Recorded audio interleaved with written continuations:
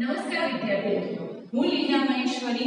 આજે આપણે ધોરણ 8 વિષય હિન્દી આપણે પાઠ 2 ઈદગાહ વિશે જોઈશું. तो ईदगाह ईदगाह એટલે શું? ईदगाह એટલે ईद की नमाज पढ़ने की जगह. જેના લેખક છે પ્રેમચંદ. પ્રેમચંદ એટલે કે જેણે આ પાઠ લખ્યો છે, લેખક એનું નામ છે પ્રેમચંદ. પ્રેમચંદનો જન્મ 1880 માં થયો હતો અને નિધન એટલે કે તેમનું મૃત્યુ 1936 માં થયો હતો. तो સૌપ્રથમ આપણે પ્રેમચંદ એટલે લેખકનો પરિચય જોઈ લઈએ. जन्म सन 1880, निधन सन 1936. उपन्यास सम्राट प्रेमचंद का जन्म वाराणसी उत्तर प्रदेश के लम्ही नामक गांव में हुआ था. उनका बचपन का नाम धनपत राय था. प्रेमचंद बाળપણનું नाम सोचो धनपत राय. आरंभ में वे नवाब राय उपनाम से उर्दू में लिखते थे. बाद में वे प्रेमचंद नाम से हिंदी में लिखने लगे. मैट्रिक उत्तीर्ण होते ही अध्यापक बने, किंतु गांधी जी के असहयोग आंदोलन में सक्रिय होने के लिए उन्होंने सरकारी नौकरी त्याग दी. એટલે કે ગાંધીજીના આંદોલનમાં જોડાવા માટે એમણે સરકારી નોકરીનો પણ ત્યાગ કરી નાખ્યો હતો. गोदान प्रेमचंद का सर्वश्रेष्ठ उपन्यास है. उनकी कहानियां मानसरोवर भाग 1 से 8 में संकलित है.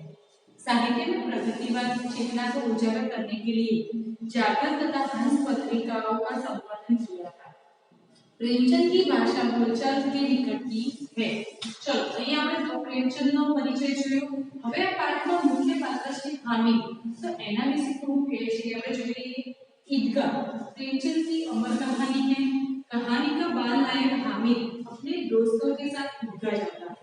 जब अन्य बच्चे खिलौने और मिठाई खरीदते हैं, हामिद अपनी बाल सहज इच्छाओं का दमन करके अपनी दादी अमीना के लिए चिंता करता है. इसमें दादी के प्रति प्रेम तथा उपयोगी चीज खरीदने की विवेकपूर्ण उत्सुकता प्रकट होती है. पाठ प्रवण बालक हामिद के त्याग, सद्भाव और विवेक को देखकर भाव विभोर हो जाते हैं. चलो अब આપણે સૌપ્રથમ પાઠની શરૂઆત કરીએ. रमजान के पूरे 30 रोजों के बाद आज ईद आई. कितना मनोहर, कितना सुहावना प्रभात है. आज का सूर्य देखो कितना प्यारा, कितना शीतल है. मानो संसार को इतनी बधाई दे रहा है. क्योंकि આજનું વાતાવરણ એવું લાગે છે કે એ આજનું દ્રશ્ય અને આજનું વાતાવરણ પણ ઈદની બધાઈ આપી રહ્યું છે એવું લાગે છે. गांव में कितनी हलचल है. ईदगाह जाने की तैयारियां हो रही हैं. किसी के कुर्ते में बटन नहीं है. पड़ोस के घर में सुई धागा लेके दौड़ा जा रहा है. किसी के जूते कड़े हो गए हैं. उनमें तिल डालने के लिए तेली के पास भागा जाता है. ઘણીવાર આપણા શૂઝ की चप्पल હોય છે वो લાંબા સમય સુધી પહેરીને શું થાય છે, જકડાઈ જાય છે. એટલે કે એને ઓઇલ કરીને એને લૂઝ કરવામાં આવે છે. जल्दी जल्दी बैलों को सानी पानी देके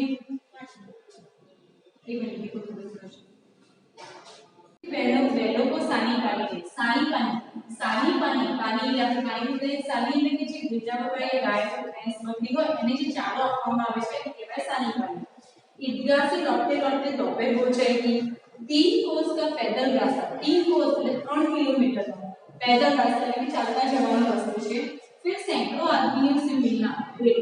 दोपहर के पहले लौटना असंभव એટલે કે બપોર તો થઈ જશે, બપોર સુધીમાં તો આવી શકાશે પાછું નહીં. लड़के सबसे ज्यादा पसंद है. किसी ने एक रोजा रखा है, वो भी दोपहर तक. किसी ने एक भी नहीं, लेकिन ईदगाह जाने की खुशी उनके हिस्से की चीज है. कोई रोजा रखे છે, કોઈ કરે છે, કોઈ વધારે રાખે છે, કોઈ રાખતા પણ નથી, પણ છતાં પણ એના ચહેરા પર ખુશી દેખાય છે. किसी ने रोजे बड़े लोगों के लिए होंगे, उनके लिए तो ईद है. रोज ईद का नाम रखते थे.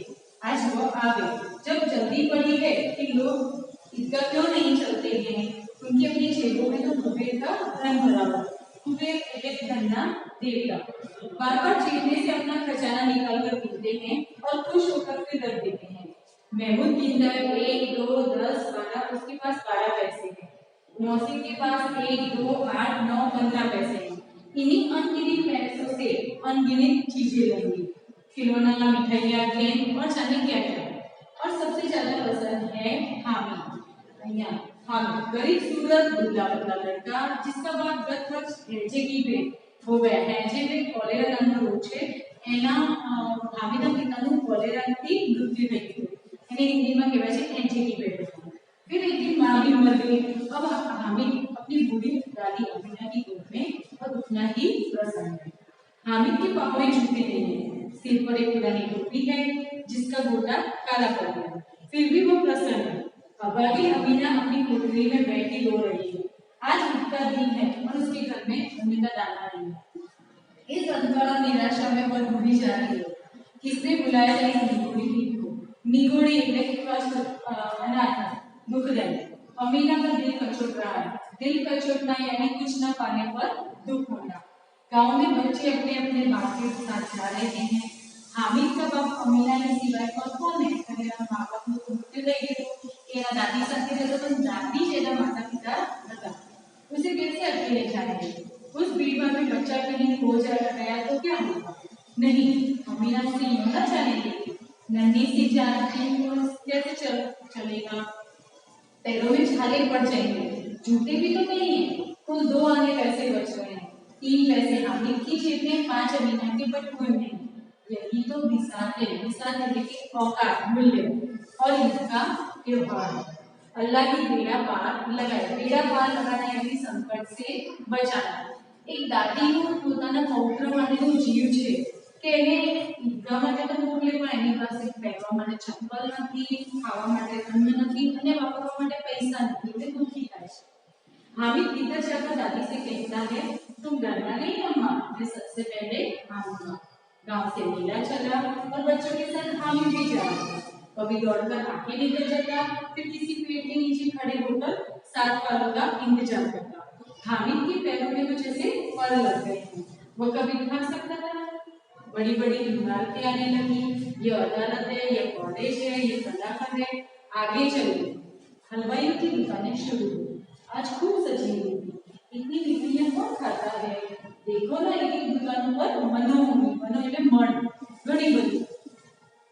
सरसा ईदगाह नजर आई। सरसा यानी अचानक ईदगाह नजर आई।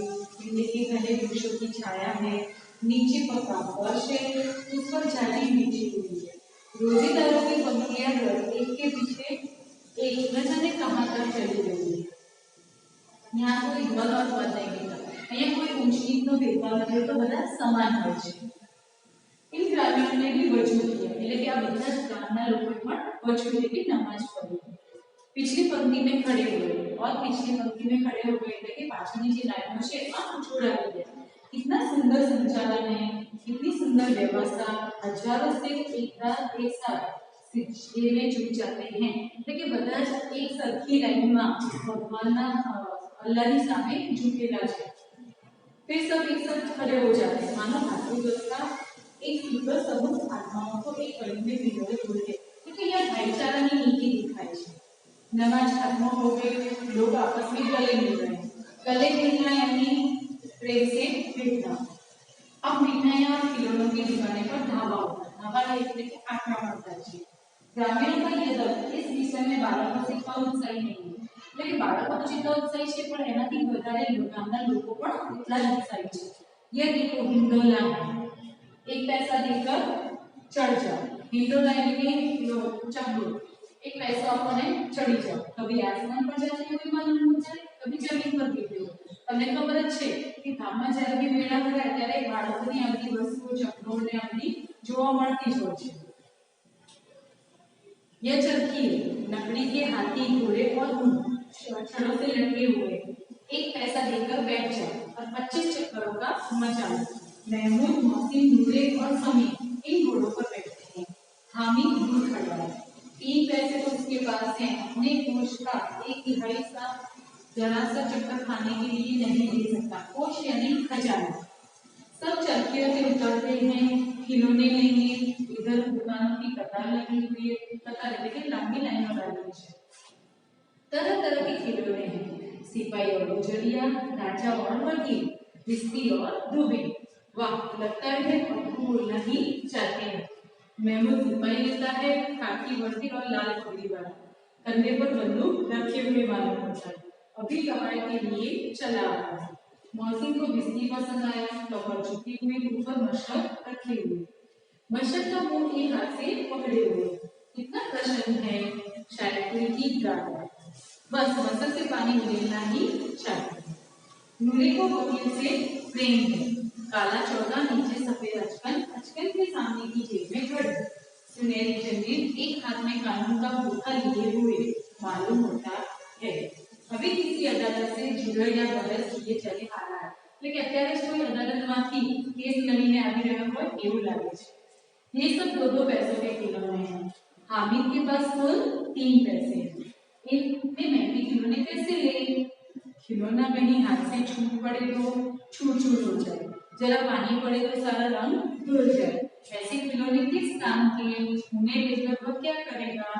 खिलौनों के बाद मिठाइयाँ आती है। रमकડાની દુકાનો બતાવી આગળ જતા વેચેની દુકાનમાં એક મિઠાઈયાની દુકાન, किसी ने लड्डुयाँ ली है, किसी ने गुलाब जामुन, किसी ने सोना, बच्चे से खा रहे हैं। हामिद बिरादर से पूछा है, लेकिन आप बड़ी वस्तु भी भूल छे। पापा के पास 3 पैसे हैं, क्यों नहीं कुछ लेकर खाता? वो लज्जाई आंखों से सबकी ओर देखता है। એટલે ખાવાની ઈચ્છા થાય છે, મનમાં લાલચ भी થાય છે, ખાવાની ઈચ્છા भी થાય છે, પણ એની પાસે પણ 3 પૈસા છે એટલે એનું મન એ બીજી તરફ વાળેલું છે। मिठाइयों के बाद कुछ दुकानें लोहे की चीजों की है, कुछ गिलट और कुछ नकली गहनों की है। लड़कों के लिए यहाँ कोई आकर्षण नहीं है, क्योंकि બાળકોને આ બધી વસ્તુમાં રસ ન હોય, એટલે કે રમકડા મિઠાઈ એવી બધી વસ્તુમાં રસ હોય, वे सब आगे बढ़ जाते हैं। हामिद लोहे की दुकान पर रुक जाता। कौन? हामिद। कई चीजें रखे हुए हैं, उसे ख्याल आया कि दादी के पास चिमटा नहीं है। तवे से रुपया बताते हैं तो हाथ चल जाते हैं। अगर वो चिमटा ले जाकर दादी को दे दे तो कितनी प्रसन्न होगी, फिर उनकी उंगलियां भी कभी न चलेंगी। घर में काम की चीज हो जाएगी। खिलौने से क्या फायदा? व्यर्थ में पैसे खराब होते हैं। जरा देरी तो खुशी होती है, फिर तो खिलौनों की ओर कोई आंख उठाकर भी नहीं देखता, या फिर घर पहुंचते पहुंचते टूट फूट कर बर्बाद हो जाते हैं। चिमटा कितने काम की चीज है। रोटियां तवे से उतार लो, चूल्हे में सेक लो, कोई आग मांगने आए तो चटपट चूल्हे से आग निकाल कर उसे दे दो। अम्मा बेचारी तो कहाँ फुर्सत है, इतनी वार्ता चाय और इतने सारे पैसे भी तो कहाँ मिलते हैं, रोज हाथ जला लेती है। हामिद के साथ ही आगे बढ़ गए, सभी पर सब शरबत पी रहे हैं। देखो सब कितने लालची हैं, इतनी मिठाइयाँ ली, मुझे किसी ने एक भी न दी। उस पर कहते हैं मेरे साथ चलो, मेरा यह काम करो, मेरा वह काम करो। अब अगर किसी ने कोई काम करने को कहा तो पूछूंगा, खाए मिठाइयाँ खा, आपका मुंह सड़ेगा, थोड़े फुंसियाँ निकलेगी, आपकी जीवन चटोरी हो जाएगी, तब घर से पैसा चुराएंगे और मार खाएंगे। अम्मा चिमटा देकर मेरे हाथ से लेंगी और कहेंगी मेरा बच्चा अम्मा के लिए चिमटा लाया है, कितना अच्छा लड़का है। इन लोगों के खिलौनों पर कौन इन्हें दुआएं देगा? बड़ों की दुआएं सीधे अल्लाह के दरबार में पहुंचती है और तुरंत सुनी जाती है। मेरे पास पैसे नहीं है तो क्या, मैं गरीब ही सही, किसी से कुछ मांगने थोड़ी ना चाहता हूँ। उसे दुकानदार से पूछा ये चिमटा कितने का है? 6 पैसे लगेंगे। हामिद का दिल बैठ गया। दिल बैठ जाना यानी निराश हो जाना। ठीक ठीक बताओ, ठीक ठीक 5 पैसे लगेंगे, लेना है तो लो, नहीं है चलते रहो। हामिद ने कलेजा मजबूत करके कहा 3 पैसे लोगे, और वो आगे बढ़ गया ताकि दुकानदार की गिनतियां न कंधे पर रखा मानो बंदूक है। फिर सांस से अकड़ता हुआ संगियों के पास आया, लेकिन साथी मित्रों पास गए। संगी ने साथी अथवा मित्र। मौसी ने हंसकर कहा ये चिमटा क्यों लाया बुद्धू, इसका क्या करोगे? हामिद ने चिमटे को जमीन पर पटक कर कहा जरा अपना बिस्ती तो जमीन पर गिराओ, सारी बत्तियां चूर चूर हो जाएगी बच्चों की। महमूद बोला ये चिमटा कोई खिलौना है? हामिद खिलौना है क्यों नहीं है, कभी कंधे पर रखो तो हो गई, हाथ में लिया तो किलो का चिमटा हो गया, चाकू तो इसे मंजीरे का काम ले सकता हूँ, एक चिमटा जमा करो तो तुम लोगों के सारे खिलौनों की जान निकल जाए। तुम्हारे खिलौने कितना ही जोर लगाए, मेरे चिमटे का बाल भी बांका नहीं कर सकते। बाल बांका न होना यानी जरा भी नुकसान न होना। बहादुर शेर है मेरा चिमटा। समी ने खंजरी ली थी, राधा भी होकर बोला मेरी खंजरी से बदलोगे, रो आने की है। हामिद ने खंजरी की और उपेक्षा से देखा, એટલે કે એને જાણે गमती ज न हो ए तरफ ए रीते जोड़ू। बोला मेरा चिमटा चले तो तुम्हारी चमड़ी का वेट बढ़ जाएगा। बस एक चमड़े की झिल्ली लगा दी, डब बोलने लगी, जरा सा पानी लग जाए तो खत्म हो जाए। मेरा बहादुर चिमटा आग में, पानी में, आंधी में, तूफान में बराबर डटा रहेगा। चिमटे ने सभी को मोहित कर लिया, लेकिन अब पैसे किसके पास डटेंगे? फिर मेले से बहुत दूर निकल आए। धूप तेज हो रही है, घर पहुंचने की जल्दी है। बड़ों से जिद करें तो भी चिंता नहीं मिल सकता। हामिद है बड़ा चालाक, इसलिए उसने अपने पैसे बचा रखे थे। औरों ने 3-3, 4-4 आने पैसे खर्च किए, पर कोई काम की चीज न ले सके। हामिद ने 3 पैसों में रंग जमा लिया। सच ही तो है, खिलौनों पर क्या भरोसा, फूट जाएंगे। हामिद का चिमटा बना रहेगा बरसों। मौसी ने कहा, जरा अपना चिमटा तो दो, हम भी लेंगे तुम्हारा, तुम हमारा दिस्ती लेकर देखो। महमूद और नूरे ने भी अपने अपने खिलौने पेश किए। हामिद को इन शर्तों को मानने में कोई आपत्ति न थी। चिमटा बारी बारी से सबके हाथ में आया और उनके खिलौने बारी बारी से हामिद के हाथ में आए। कितने खूबसूरत खिलौने थे। रास्ते में महमूद को भूख लगी, उसके बाप ने केले खाने के लिए दिया। महमूद ने केवल हामिद को अपना साथी बनाया, उसके अन्य मित्र मुंह ताकते रहे। यह तो चिमटे का प्रभाव है, लेकिन महमूद ने पण પોતાના મિત્રને છોડીને હવે હામિદને મિત્ર બનાવ્યા કેમ? એ चिमटाનો प्रभाव है। 11 बजे और सारे गांव में हलचल मच गई। मेले वाले लौट आए।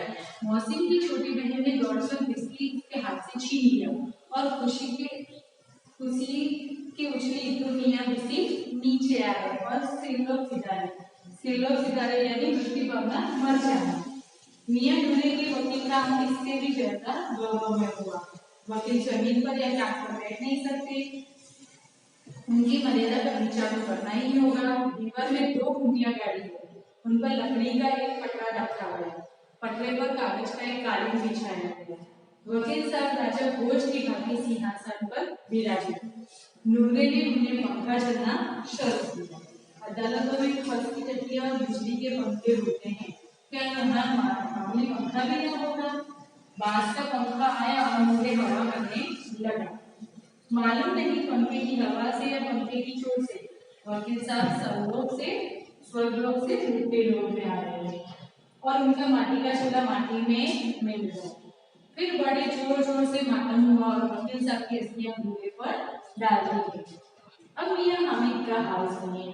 अमीना उसकी आवाज सुनते ही दौड़ी है और उसको गोद में उठाकर प्यार करने लगी।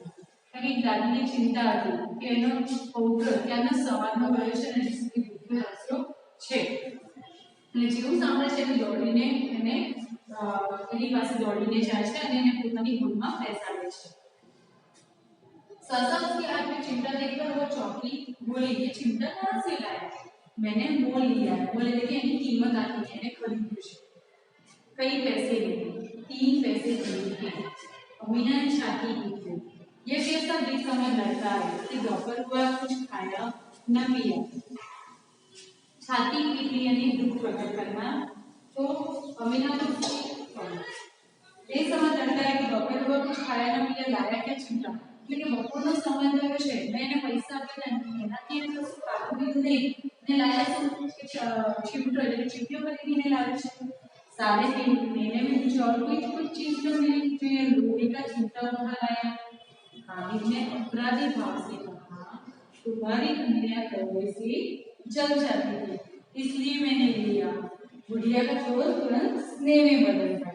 बच्चे में कितना त्याग, कितना सद्भाव और कितना विवेक है।